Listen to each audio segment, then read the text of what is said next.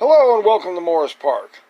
Today on Morris Park, I'm going to show you one of my other lactea crests here, maybe a couple others. I wanted to show you my Euphorbia lactea variegata crest tricolor. Now I've shown you my white one before. I'm sure many of you have seen this one.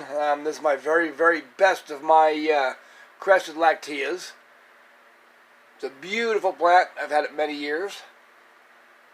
But this one here, you can see is just a bit different. It's got a lot more green striping and spotting and so forth in it, along with this pink color all on the growing points of this plant. All the little seams there of this crest that are growing have turned this kind of purpley pink color. Now you look here, and you'll see where I've cut a branch off, and I've got a couple places I've done that to on here. I have the branches right here, and the reason for that is because of the fact that these are branches that are trying to normalize. And I'll say these as cuttings because you can grow these out as normal plants, or normal variegated plants, I should say, on this.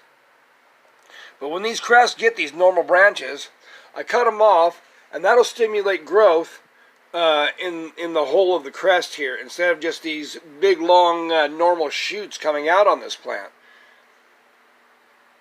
And this one here is a little green one I have. Our secretary at work actually gave me this one. She had it sitting in her window for a while. Our secretary Debbie.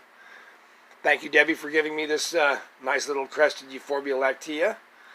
But anyhow, she had it sitting in the window of her office there.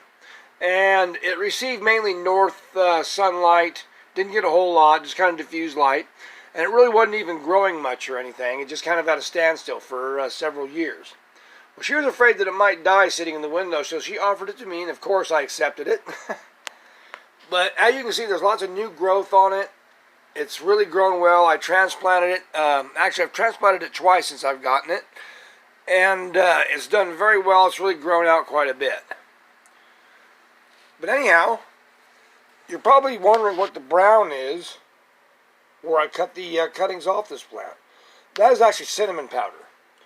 And that'll keep anything from molding or any kind of fungus happening or anything like that. As it's pretty cool out right now. And this isn't the best time for taking cuttings. But I really wanted to get the normal growth away from this plant and try to perpetuate this crested growth. But this is just such a great looking plant.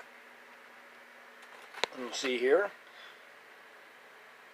just a really nice plant. There's a lot of color to it. I really love these lactea crests. I'm a real sucker for them. And as you can see, I have several other ones back here. Now this one here was a piebald, and what I mean by that, it has white spots. But if you'll notice, it kind of browned up right through there. This one got a bad case of spider mites early in the fall. And I really had to go and aggressively treat it with both of alcohol, 70% alcohol. And I mixed it down to only 50 to half and half. Half water and half alcohol to 70%. And this is a little strong, but this thing was so infested, I really had to go aggressive on it. And I really put a heavy neem oil to it the next day. Now they seem to have attacked the white parts more than anything else on this plant. I don't know if they're just sweeter, they taste better or something, but it attacked a lot of the white parts. And so those parts browned up quite a bit. But you can still see some of the white striping in the top of this plant. And I'm hoping that more of the white will come out in it later.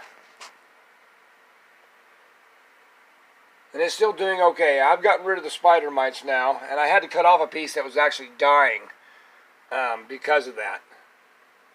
And it was one of the white pieces, unfortunately. But I've cut that out, and it stopped. And I noticed that all the progression of brown and everything stopped, and spider mites are gone. So it's doing pretty good. I also have one back here, a solid green one. And this was one of my first ones.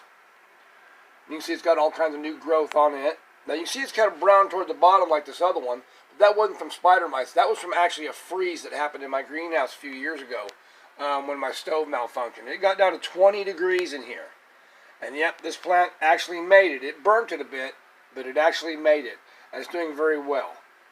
Now the little vines coming out of there with it, you're probably wondering about those, and those are like the mother of thousands. They're a calanthoid or a bryophyllum, and they just vine up everywhere, and they're kind of a little bit of a greenhouse pest. But I never paid for any of these. I've got all kinds of these types of calanthoids, at least 3 or 4 different kinds of them that grow in here, and spread their little plantlets everywhere. So I have to kind of keep on it and kind of keep them weeded out. And this one's kind of built up a little bit. So we have a little bit of a patch of it in with that Euphorbia. I'm going to have to take care of that probably later on in the spring. It's going to need a repotting anyway. So I'll kind of separate those out and thin them out. But yeah, these variegated ones are really nice. There's all kinds of them. I've run into ones that are like this one here. This large white one. And you can see it has some of the pink in it. A little bit of the pink color. I've actually seen these where the pink is actually more of a slate blue kind of color to it also, which is a really neat effect. And I haven't got one of those. You never know, I might have to get one later on. But these are my lactea crests. This is that tricolor, and it is very nice. Very good grower.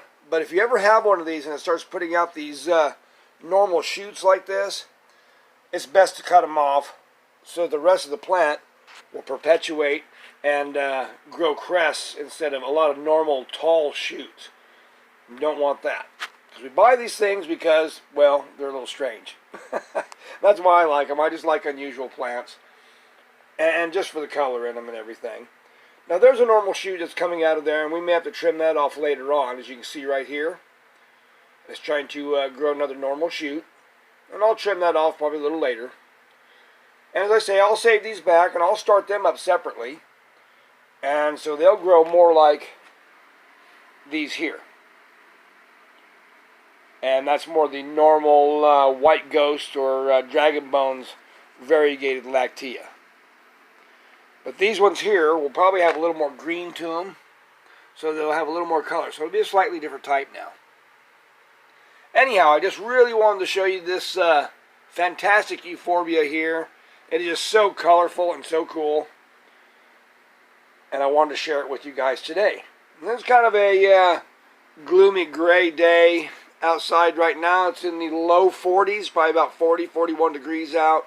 Here in the greenhouse, it's in the 50s.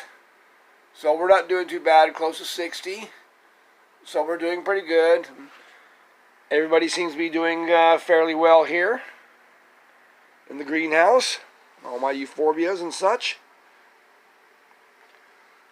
But I just wanted to show you these guys. And I hope you enjoyed them. This is Clyde Morris from Morris Park with my lactea collection. Hope you enjoyed it, folks. Take care. Have a great day.